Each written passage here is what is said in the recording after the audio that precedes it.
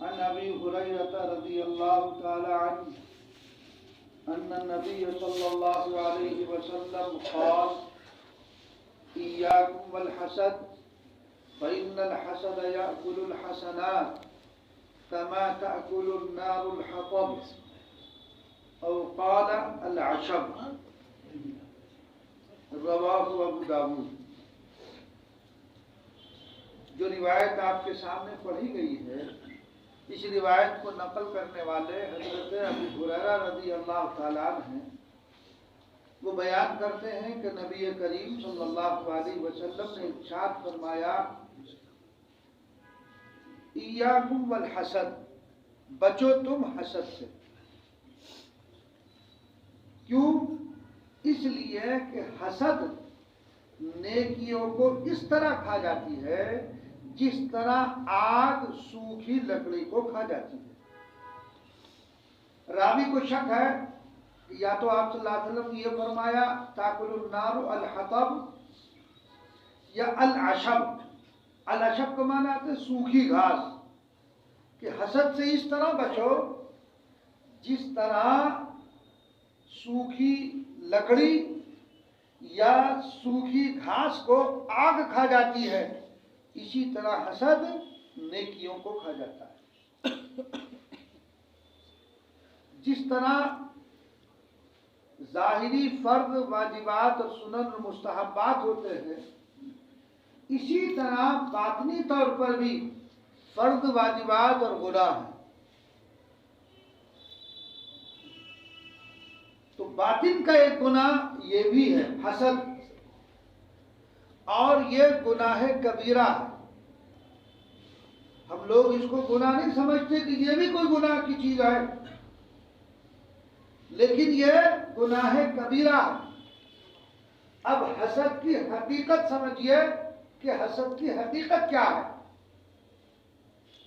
حسد کی حقیقت یہ ہے کہ ایک شخص نے دوسرے شخص کو دیکھا کہ اس کے پاس مال یا علم یا کسی بھی اعتبار سے وہ بلندی پر ہے، دوسرا شخص اس کے دل میں یہ جلن اور کڑھن پیدا ہو جائے کہ یہ چیز اس کے پاس کیوں ہے۔ یہ ہے حسد کی حقیقت۔ بھائی مال کا عطا کرنا، علم کا عطا کرنا، کسی کو شہرت عطا کر دینا، یہ تو اللہ کے اختیار میں ہے، بندے کے اختیار میں نہیں ہے۔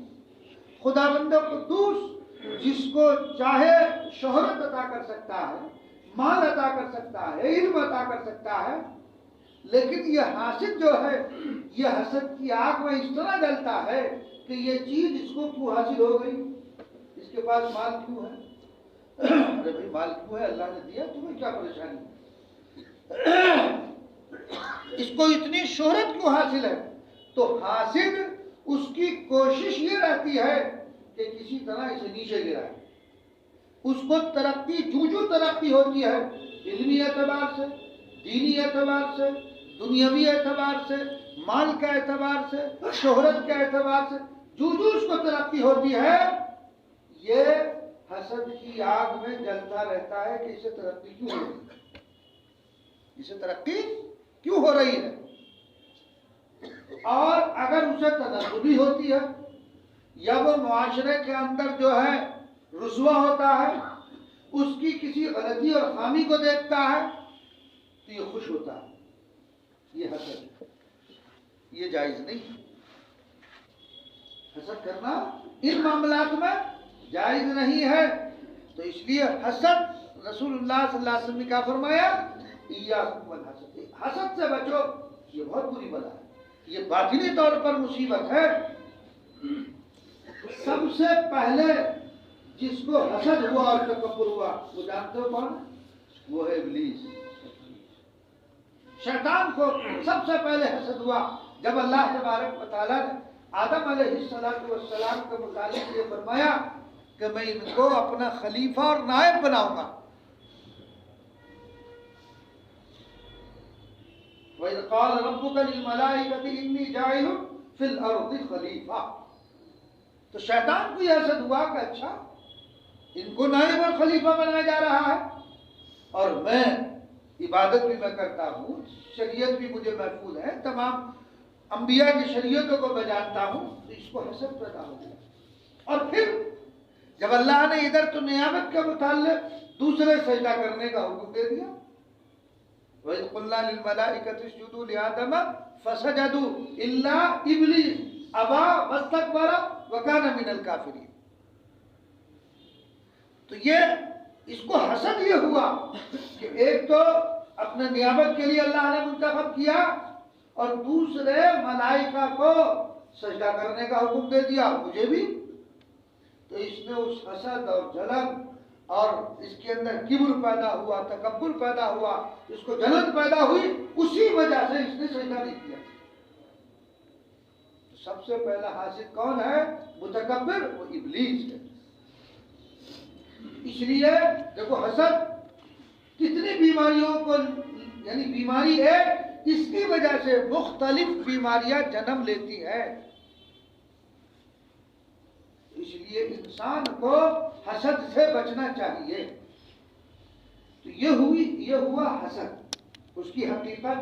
ایک ہے غبطہ، اس کو رشک کہتے ہیں، وہ بنا نہیں۔ رشک غبطہ کہتے ہیں کہ ایک آدمی کے پاس مال و دولت ہے، ایک آدمی کو اللہ نے علم کی دولت سے مالا مال فرمایا، ایک کو اللہ نے منصب کے اعتبار سے، مال کے اعتبار سے ترقی دے رکھی ہے، بلند مراتب پر، بلند مناصب پر وہ بیٹھا ہوا ہے اور اس کو شہرت حاصل ہے۔ تو دوسرے کے دل میں یہ پیدا ہوا کہ یہ منصب مجھے بھی مل جائے، یعنی اس پر تو باقی رہے، مجھے بھی مل جائے، مجھے بھی مال و دولت مل جائے، جس طرح علم اس کے پاس ہے مجھے بھی مل جائے۔ تو اس کو کہتے ہیں رشک، اس کو عربی میں کہتے ہیں غبطہ۔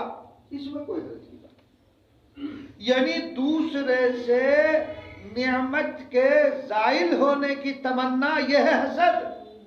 اور دوسرے کے پاس جو نعمت ہے وہ نعمت مجھے بھی مل جائے، یہ ہے رشک اور غبطہ، اس کی اجازت۔ اور اس کے مختلف درجات ہیں حسد کے۔ دیکھو حاسد یہ چاہتا ہے، اس کی کئی درجات ہیں۔ پہلا درجہ کیا ہے؟ وہ یہ چاہتا ہے کہ جو مال اس کے پاس ہے مجھے بھی مل جائے، یعنی اس کے پاس رہتے ہوئے اسے بھی مل جائے، یہ پہلا درجہ ہے۔ دوسرا درجہ یہ ہے کہ اس کے پاس مال ہے، اس کے پاس سے ظاہر ہو جائے، مجھے مل جائے۔ سامنے والے کے پاس، یعنی چاہے وہ مال ہو دینی اعتبار سے، دنیاوی اعتبار سے، جو نعمتیں اللہ نے دے رکھی ہے، یہ تمنا کرتا ہے کہ اس کے پاس سے ظاہر ہو جائے، مجھے مل جائے۔ دوسرا درجہ ہو گیا۔ تیسرا درجہ یہ ہے، یہی چاہتا ہے سامنے والا کہ اس کو جو نعمتیں ملی ہوئی ہے وہ چھن جائے، مجھے ملے یا نہ ملے۔ یہ سب سے رذیل درجہ ہے۔ سب سے رذیل درجہ یہ ہے کہ مجھے ملے نہ ملے لیکن اس کے بعد سے ختم ہو جائے۔ اس لیے تو اللہ کے رسول صلی اللہ علیہ وسلم فرماتے ہیں کہ حسد نیکیوں کو ایسے کھا جاتا ہے جیسے سوکھی لکڑی، آپ اس میں ایک تلی لگا دیجیے، وہ سب کو جلاتا ہے۔ تو اس لیے حسد کر کے اپنی نیکیوں کو ضائع مت کرو۔ اور ایک اہم بات یہ ہے کہ یہ تو اللہ کی تقدیر پر اعتراض ہے۔ بھئی اللہ نے آپ کو مال دیا، آپ کو علم دیا، آپ کو شہرت دی، یہ تو اللہ ہی نے تو دی ہے نا۔ ہمارا تقدیر پر ایمان ہے، تو اب یہ اعتراض تقدیر پر ہے کہ اللہ نے انہیں کیوں دے دی۔ اب آپ سوچو گہرائی سے کہ یہ اعتراض تقدیر اور اللہ پر ہے کہ اللہ نے گویا اس کو کیوں دے دی، مجھے کیوں نہیں دی، تو کتنا بڑا گناہ ہوا۔ حالانکہ آپ کا ایمان کیا ہے، ہمارا ایمان کیا ہے کہ ہم تقدیر پر راضی ہیں، خیر و شر اسی کی طرف سے ہوتی ہے۔ تو اللہ نے کسی کو مالدار بنا دیا، کسی کو غریب بنا دیا، اس پر راضی رہو۔ اللہ نے تمہیں جس حال میں رکھ رکھا اس پر رضامند رہو۔ تم کیوں یہ تمنا کر رہے ہو کہ اس کے پاس سے مال زائل ہو جائے، مجھے مل جائے، مجھے بھی نہ ملے اس کو، لیکن اس کے بعد سے ختم ہو جانا چاہیے۔ اس کو جو منصب ملا ہوا ہے اس منصب سے وہ ہٹا دیا جائے، وہ ہٹ جائے، مجھے ملے نہ ملے۔ یہ تو اعتراض اللہ پر ہے نا، وہ منصب اسے اللہ نے دیا ہے، وہ مرتبہ اس کو خدا بند قدوس کی طرف سے ملا ہے، تو گویا کہ اعتراض آپ کو اللہ پر ہے، اور یہ کتنی بری بات ہے۔ کہ انسان یہ سوچے کہ جس رب نے مجھے بنایا ہے اس بنانے والے خالق اور مالک پر میں اعتراض کر رہا ہوں. تو رضا بالقضا تو اسی کا نام ہے کہ اللہ نے جس حال میں جیسا بھی رکھا ہے راضی رہنا چاہیے. دوسرے بھائی کے پاس ہمارے گھر مال ہے، اس کا مکان اچھا ہے، اس کی بلڈنگ اچھی ہے، اس کے پاس بہترین کار ہے، خوش ہونا چاہیے کہ اللہ نے اس کو جو ہے مال دولت سے نوازا ہے، خوش ہونا چاہیے. مگر نہیں، ہم خوش نہیں ہوتے، جلن ہوتی ہے کہ اس کے پاس گاڑی کیوں ہے نا، اس کا مکان اتنا بڑھیا کیوں ہے. ابھی بڑھیا کیوں اللہ نے دیا، تم کیوں جلن، تمہیں کیوں حسد ہو رہا. اللہ تبارک و تعالیٰ کی عطا ہے، وہ جس کو چاہے دیتے. آپ دیکھیں گے کتنے علم والے ہیں جو ڈگریاں لیے پھرتے ہیں، انہیں ملازمت نہیں ملتی، نوکری نہیں ملتی، اور کتنے انگوٹھا چھاپ ہے، دستخط بھی نہیں کرنا آتے، کروڑوں کے مالک.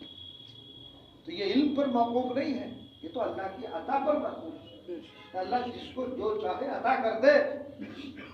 تو اس لیے آدمی کو حسد نہیں ہونا چاہیے، خوش ہونا چاہیے کہ اللہ نے ہمارے بھائی کو آسودہ کر رکھا ہے، ہمارے بھائی کے پاس فراوانی ہے چیزوں کی، ہمیں خوش ہونا چاہیے.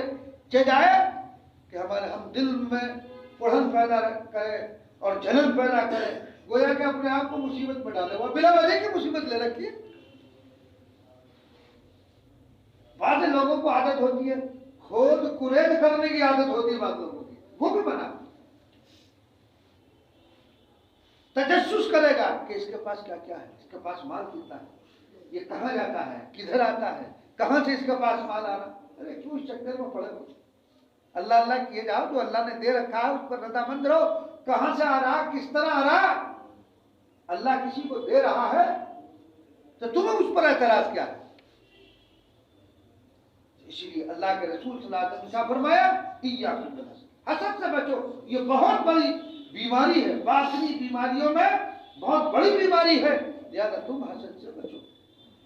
اپنی نیکیاں کیوں ضائع کر رہے ہو، بھئی دوسری کی طرف سے جلن حسد رکھے ہوئے بلا وجہ، کوئی بات نہیں. یہ محلے کا منبر یہ کیوں بن گیا، یہ فلاں کو یہ منصب کیوں مل گیا، بلا وجہ کا. تو لہذا تمہاری نیکیاں، ایک تو آدمی نیکیاں کر ہی بھی رہا، اور جو کچھ کرے وہ اس طرح سے گناہ کر کے ان نیکیوں کو بھی ضائع کرتے.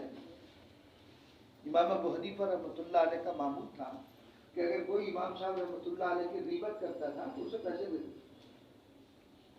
ایک شخص تھا جو امام صاحب کے پیچھے پڑا رہتا تھا. ایک مرتبہ امام ابو حنیفہ رحمۃ اللہ علیہ جب بھی وہ غیبت کرتا تھا، معلوم ہوا اس کو حضرت امام صاحب رحمۃ اللہ علیہ اس کو پیسے دیا کرتے تھے. اس نے غیبت کرنا بند کر دی، امام صاحب رحمۃ اللہ علیہ پیسے دینا بند کر دیا. تو کہنے لگا آپ تو مجھے پیسے دیتے تھے، ہدیہ دیتے تھے، اب دینا آپ نے بند کر دیا. کہنے لگے تم نے بھی تو بند کر دیا، تم اپنی نیکیاں دیتے تھے، تم اپنی نیکیاں دیتے تھے، میں تمہیں دنیا دیتا تھا. سفیان ثوری رحمۃ اللہ علیہ سے کسی نے پوچھا کہ بتاؤ سب سے بخیل آدمی کون ہے، کہا امام ابو حنیفہ رحمۃ اللہ علیہ. وہ تو بہت بڑے امام ہے، وہ بخیل کہتے ہیں کہ وہ اپنی نیکیاں دوسرے کو نہیں دیتے ہیں. یعنی وہ کسی کی غیبت نہیں کرتے، کسی سے حسد نہیں کرتے، کسی سے بغض نہیں کرتے، تو ظاہر بات ہے ان کی نیکیاں نہیں جاتی. امام سفیان ثوری رحمۃ اللہ علیہ نے فرمایا وہ بڑے بخیل ہے، اپنی نیکیاں کسی دوسرے کو نہیں دیتے. تو ہمیں بھی ایسے بننا چاہیے. ہم غیبت کر کے، حسد اور بغض اور جلن کر کے اپنی نیکیاں دوسروں کو کیوں دیں. ایک تو آدمی اتنی نیکیاں نہیں کر رہا، صبح صبح اٹھ رہا ہے، تہجد پڑھ رہا. آج کے موسم میں آدمی تہجد پڑھے تو بڑا دشوار، صبح کو حسد میں مبتلا ہو گیا تو سب ضائع ہو گیا. اپنی نیکیوں کو کیوں ضائع کر رہے ہو آپ. اس لیے کہ حدیث میں ہے نا فَإِنَّ الْحَسَدَ يَأْكُلُ الْحَسَنَاتِ، حسد جو ہے وہ کیا کرتا ہے، نیکیوں کو کھا جاتا ہے. وہ نیکیاں تمہاری ملیا بیٹھ ہو گئی. خوش ہونا چاہیے کہ اللہ نے ہمارے بھائی کو مال سے نوازا، منصب سے نوازا، دین میں ترقی کر رہا، شہرت ہو رہی ہے. تو اس کی شہرت تو ہماری شہرت ہے. اور خاص طور سے آج کے ماحول میں اگر کوئی امام اور مؤذن ہو، اس کے پاس مال و دولت پیسہ آ جائے تو بس کچھ نہ کچھ ہو، بھائی یہ امام تو کہاں سے لا رہا ہے، اس کے پاس کہاں سے آ رہا بھائی. ارے یہ مدرسے کا کھانا ہوگا، مسجد کا کھانا ہوگا، مسجد کا کہاں سے کھا لے گا، مدرسے کا کہاں سے کھا لے گا؟ جو اگر وہ چندہ بھی لا رہا تو حساب تو دیتا ہوگا، وہ مدرسے والے حساب نہیں دیتے، تو کہاں سے بلا وجہ، مطلب اس درد میں اس غم میں بلا وجہ مبتلا، اپنی نیکیاں ضائع کر رہے ہیں۔ بھئی جو جیسا کرے گا ویسا کرے گا، اگر وہ غلط کر رہا ہے تو اللہ کے ہاں جا کر کے بچنے کا نہیں، تم کیوں اپنی نیکیاں اس کو دے رہے ہو؟ تم اپنی نیکیاں کیوں دے رہے ہو؟ ایک صاحب ہیں وہ کہتے ہیں کہ مولویوں کا کام تو جزاک اللہ میں ہو رہا ہے، سارا کام جزاک اللہ میں چل رہا ہے، وہ کوئی ہدیہ لاوے نہیں، کوئی تو بنا تو جزاک اللہ کہنا چاہیے، یہ تو سنت ہے۔ تو دیکھو آپ یہ دیکھو کہ اس سے معلوم ہوتا ہے کہ دل میں کتنا حسد بھرا ہوا، کس قدر جلن ہے۔ اگر ہمارا امام آسودہ ہے، ہمارا محسن آسودہ ہے، دین کا جو رہنما ہے وہ اگر آسودہ ہے، وہ اگر کسی سے پیسے نہیں مانگ رہا تو اس میں تو ہماری عزت ہے، اس میں تو ہماری عزت ہے۔ اور یقین جانیے دین کی بات بھی صحیح طور پر ڈنکے کی چوٹ پر بھی وہی امام بتا سکتا ہے جو آسودہ ہوگا،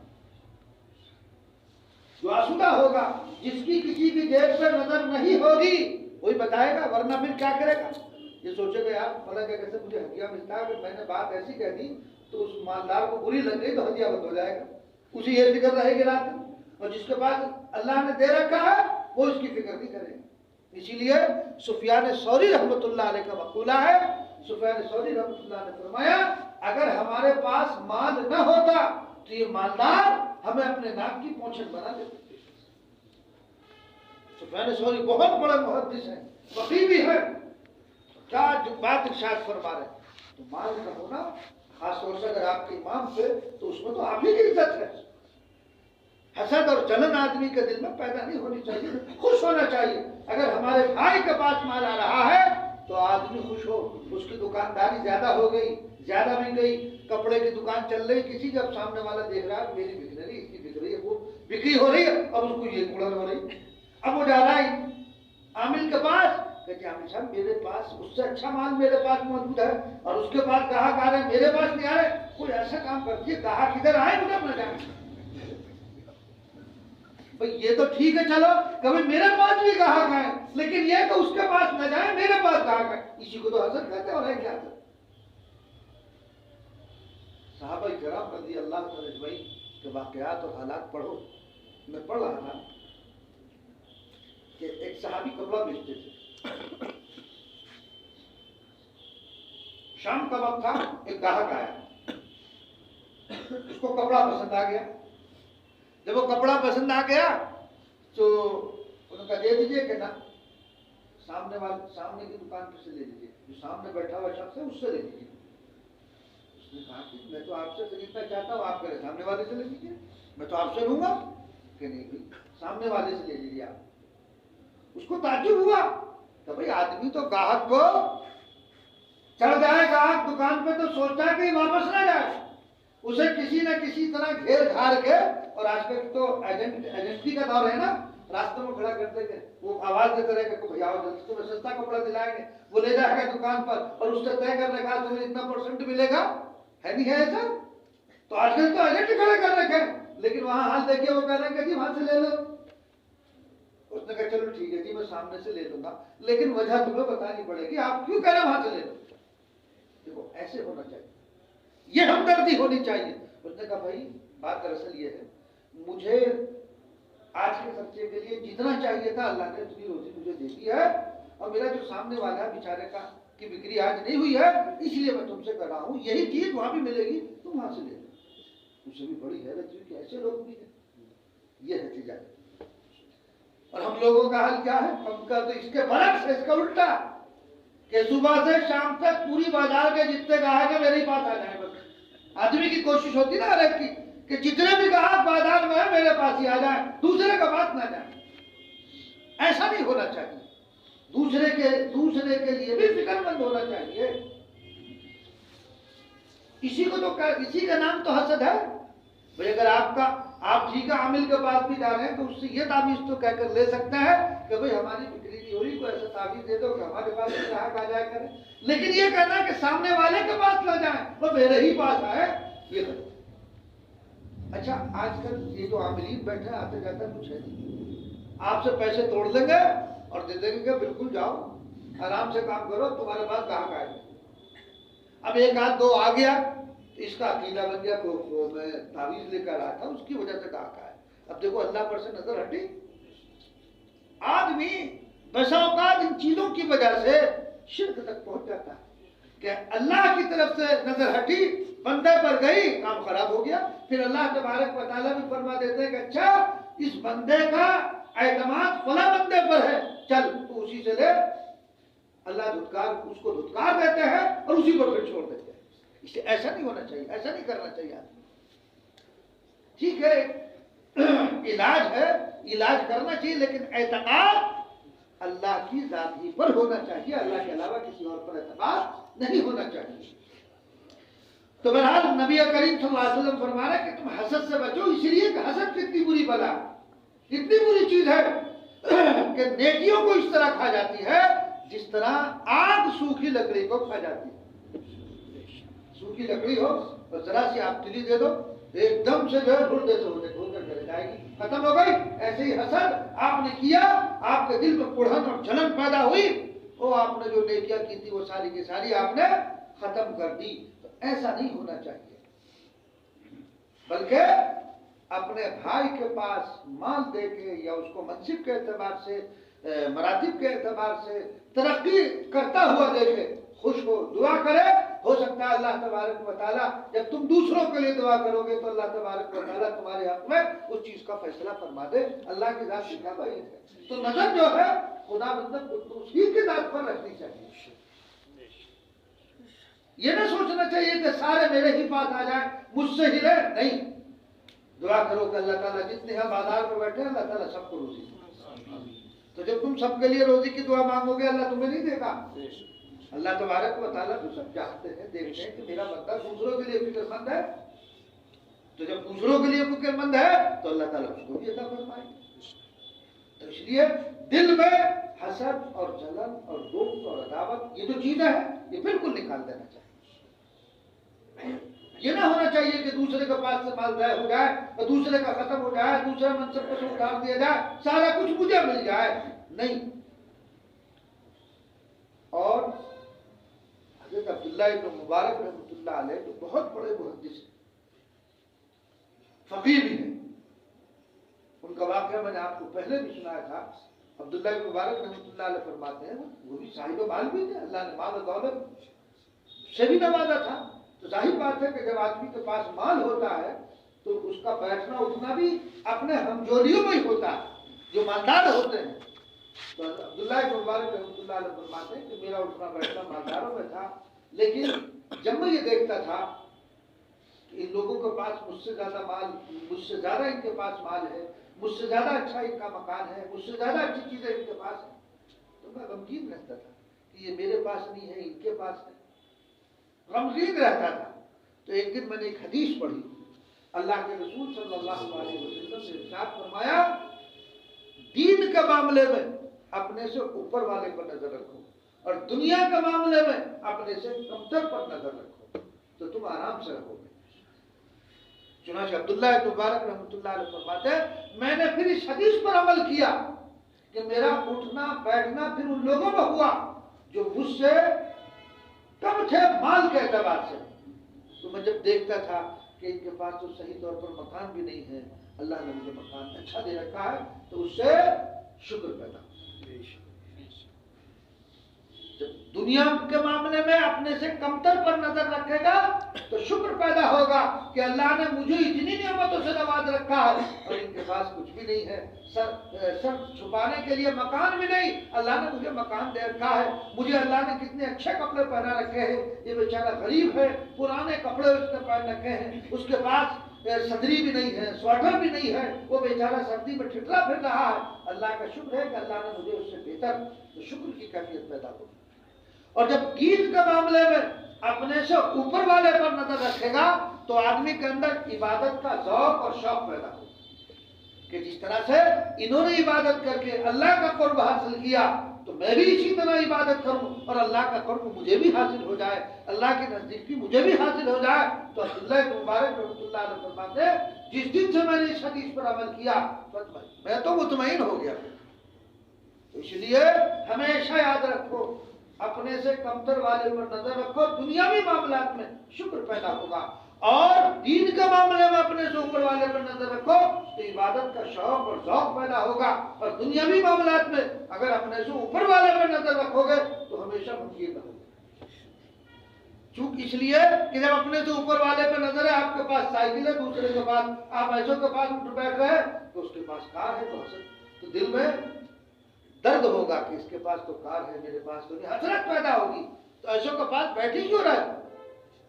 کمتر جو آپ سے کمتر ہیں، نچلے درجے کے لوگ ہیں آپ سے، تو آپ ان پر نظر رکھیے، انشاءاللہ شکر کی کیفیت پیدا ہوگی۔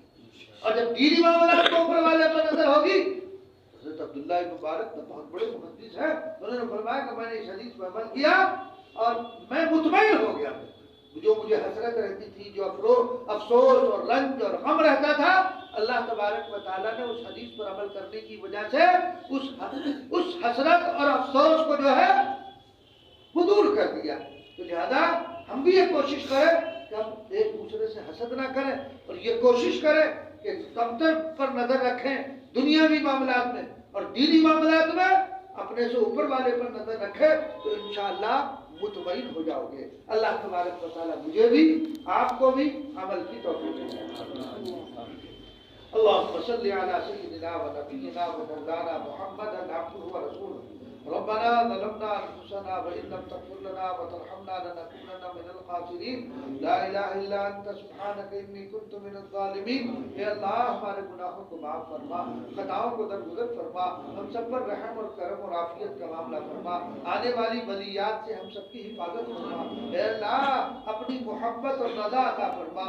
اے اللہ پورے عالم میں امن و امان کا معاملہ فرما، ہمارے ملک میں بھی عافیت اور سلامتی کا معاملہ فرما، دشمنوں کی جو تدبیریں ہیں اے اللہ ان تدبیروں کو ناکام فرما، اے اللہ ان تدبیروں کو ناکام فرما، ہمیں دین پر جمع رہنے والا بنا دیجئے، اے اللہ ہمیں دین پر جمع دیجئے، ہمارے عقائد کی اور نظریات کی اے اللہ حفاظت فرما، اے اللہ ہمیں جب تک زندہ رکھے ایمان پر قائم اور دائم رکھ، اور اسی پر ہمارا خاتمہ فرما، ہر آنے والی ولیات سے ہم سب کی حفاظت فرما، اور ہمارے مسلمان بھائی جہاں جہاں بھی بے چین ہیں اے اللہ پریشانی کے عالم میں ہے، ان کی پریشانیوں کو دور فرما، اے اللہ ان کی اعانت اور مدد فرما، ان کی غیب سے مدد فرما، خدا بندہ قدوس اے اللہ ان کی مدد فرما، جو بے سر و سامانی کے عالم میں ہے، اے اللہ جو بے سر و سامانی کے عالم میں ہے، مکان بھی نہیں، دکان بھی نہیں، سب کچھ ختم ہو گیا، لٹ گیا، اے اللہ تباہ اور برباد کر دیا گیا، خدا بند قدوس تو ان کی حفاظت فرما، اے اللہ ان کی مدد فرما،